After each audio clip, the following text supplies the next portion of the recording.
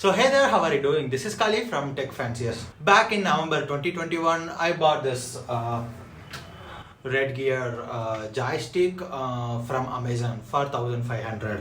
That time I just wanted to play the village on my personal computer. So it was working fine. I had a very good gaming experience that I have ever got before. Right after a month, I just wanted to play a God of War on January. It got released on PC, so I was really excited. But this one started giving some troubles.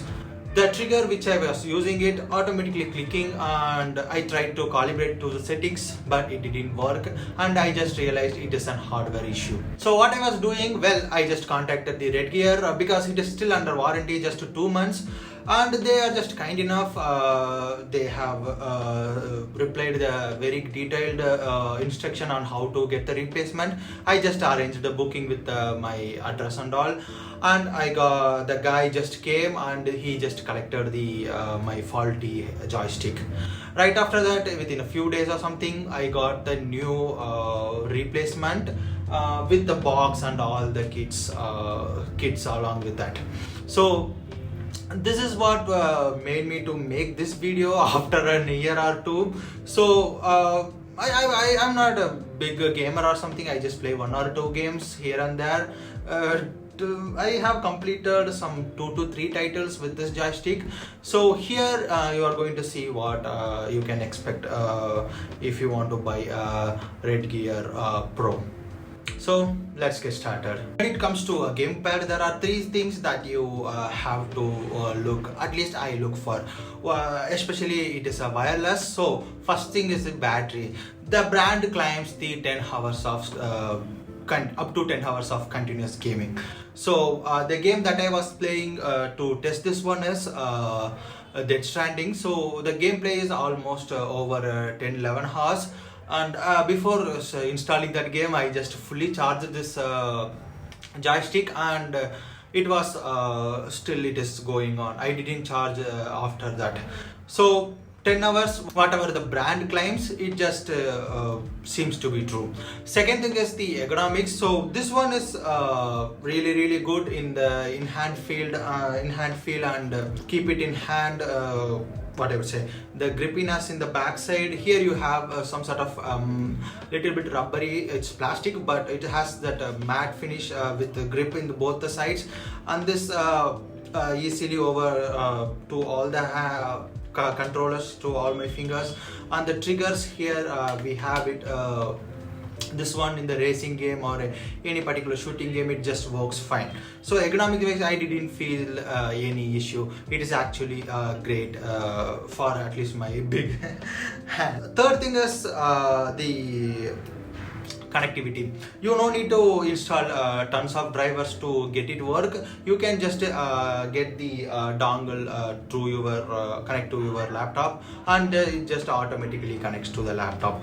Of course, you have a Redgear's driver, which will give you some extra functionalities in terms of calibrating. You can, once you install the driver, you can just search here for gamepad in this one. There you can find the setup. In that setup, if you find any issue with this one, it is you feel automatically clicking, or even it is not even touched, but it is automatically moving forward, you can just calibrate it through that properties. Also, when we talk about the functionalities, here you can see the home button. This is used to turn on your joystick, but it also has functionality. There are 2 kind of inputs which you can use to play games. One is X input, which is Xbox input. Second is the direct input, which your old USB joysticks do. This X input is a lot of modern AAA games and other things will support the X input. So by default, you can see the first light and the third light, which indicates it is currently in X input format. So all your latest games will work fine. If you want to switch to direct input, you can just hold the home button for some seconds, and it will automatically change it when you lift it. Now you can see it is lighting up the second and fourth light. Now you can see there are some different options it will provide in the calibrative options. So this input where it helps is if you are connecting this joystick in your mobile. Of course you can connect this joystick in your mobile using any OTG or something. Once you connect it, you can play games in your mobile, Android mobile. So I tried with PPSSPP and other stuffs, which was working fine. I'm trying to make a dedicated video on that, so more on that separate video. There are a few more other things. If you just click one click of the home button, it will give this Xbox Gamebar when you play, when you are inside the game. That bar will enable you to increase the volume, and you can even start recording this one, and you can check the background, what I would say, background resource usage or something. Also here you have a turbo button. This turbo button is used to put for continuous trigger or continuous fire. Once you click any of this button, and if you trigger means it will click that pulsive reaction. If you just hold means it is holding, but if you want to continuously, instead of pressing it in the O and all, if you PS2 games, you can just click this one time, and then if you push a trigger one time means it will automatically click it. If you want to stop again, you can click the trigger again and it will stop. That is one of the cool feature, but I am not mostly using that one. When we talk about the things, there are we need to talk about the sensitivity of this triggers. Here we have nearly 4 triggers, left, right, and then LT and RT.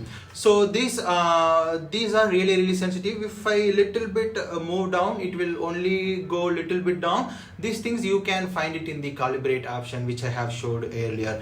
This trigger also, if you it has some long traveling. If you click a little bit, it will act how much ever required, that much. For example, if you are playing any racing game or something, you want to push your throttle only little bit, that kind of small things you can do with this trigger. So this was, I must not again, I'm not playing much racing game, but these options are really great. So overall this seems to be a good purchase for me. What are all the bad things? Well, there is only one thing if I want to consider is this port to charge this one. Usually I'm using Allware Type-C, but still this one is micro USB.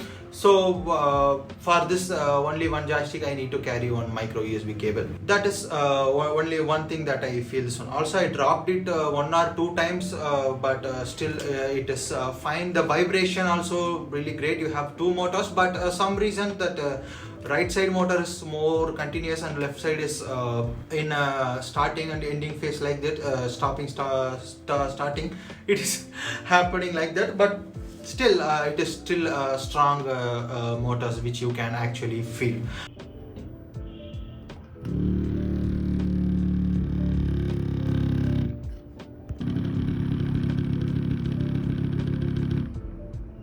When I was playing this Death Stranding, actually when the BB and all crying or something, this one just vibrates really great.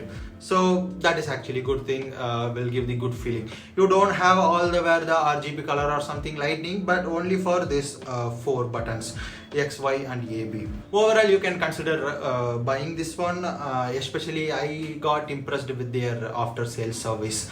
So yeah, if you are in tight budget or something, you can go with the wired one. Because I am not sure how long the battery goes, mostly 4 years or 5 years, but still if you are I want to play it in the TV or something, want to sit in distance, wireless would be a good option. But still wired is a little bit cheaper than this one. Also, one of the other things that I forgot to mention is it will give the 2 dongles. If you forgot one dongle, you can use another dongle. So that is one of the great thing. So yeah, thank you for watching. Kote Mato.